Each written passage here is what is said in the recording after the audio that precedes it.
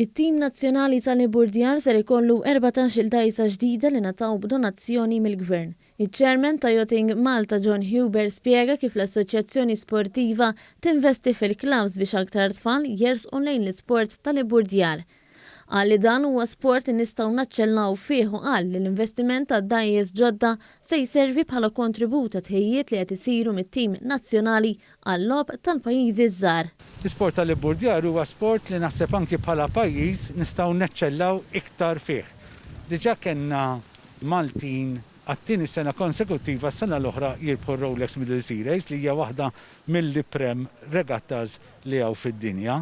Jekk inġibu iktar tfal lehom mhux biss ikonna ġenerazzjoni aħjar, għax iktar ma jkollna tfal fl-isport iktar se jkollna ġenerazzjoni futura aħjar, però iktar se nattiraw u nkabru in-namra għal dal-isport li fl-aħħar mill-aħħar huwa sport kompletament nadif.